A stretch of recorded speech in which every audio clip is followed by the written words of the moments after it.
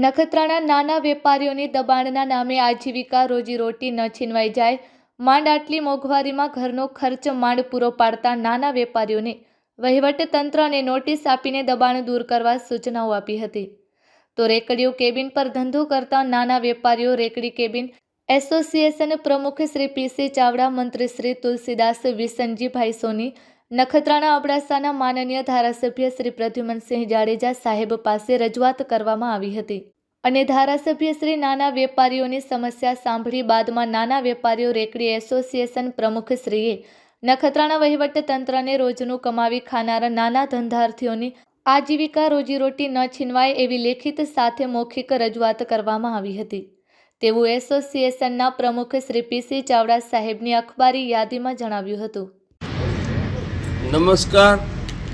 આજ રોજ મામલતદાર ઓફિસ સાહેબ અને પ્રાંત અધિકારી સાહેબ, ડીવાયએસપી સાહેબ, પીએસ સાહેબ અને સંબંધિત તમામ વહીવટ અધિકારીશ્રીઓને, ચીફ ઓફિસર સાહેબ તમામને જે પણ આ નાના દુકાનદારો રેકડી કેબિન હોટલવાળા જે રોજે રોજનું કમાય છે અને ખાય છે એના માટે જે નોટિસો આપવામાં આવી છે એના સંદર્ભે વિનંતી દર્શક આવેદનપત્ર આપ્યું છે અને આ લોકોની આજીવિકા ચાલુ રહે।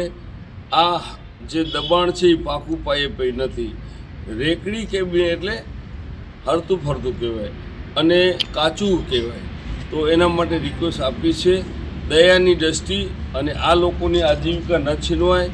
એમાં ઘણા બીમાર છે, ટેબ્લેટ ખાય છે, ડાયાબિટીસવાળા, પ્રેશરવાળા બધા છે।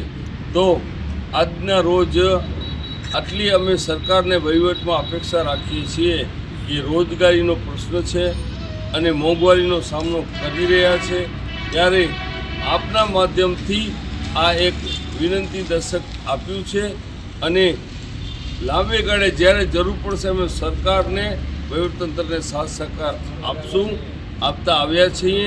અમે કોઈ પણ ઓલા જેને કહેવાય ને કે ઘણી જગ્યાએ ટ્રાફિક થાય એવી અમારી દુકાનની આગળ કોઈ પણ એવું અમે રાખતા નથી।